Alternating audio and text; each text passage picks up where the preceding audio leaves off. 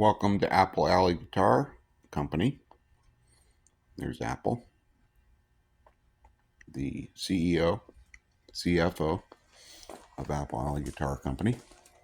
So, we'll talk about the Model 5's. They are coming along pretty nicely. There's one of them. And there's the other over there.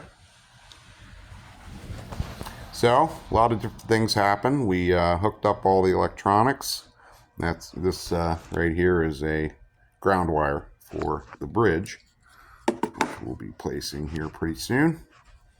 And then we'll be able to string her up and see how she sounds.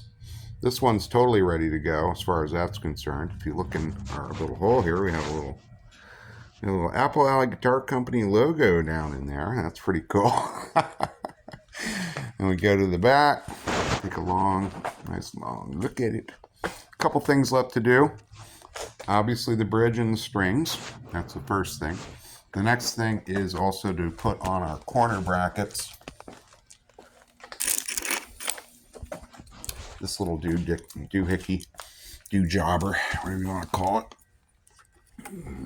These right here. I'm going to install them on all four corners, so there'll be one on each corner, front and back.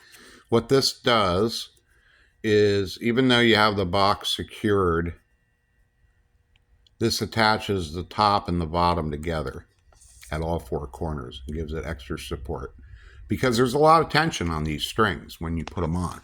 Believe it or not, even if it's only a 4-string guitar, there's still a lot of tension. So we're going to we reinforce the box yet again. Might be overkill, but you never know. The first guitar I built, I didn't have these on the corners, and it was one of these. And the next day, I saw the whole top of the box had moved like 1/8 of an inch forward because of the strings on the bridge pulling it forward, even though the bridge is bolted down to a block on the inside. That's another thing that will help reinforce this. So I probably overkilled it on the reinforcement. I mean, we have braces on the inside, then we have these on the corners, then we have this screwed to a block, which is screwed to the bottom.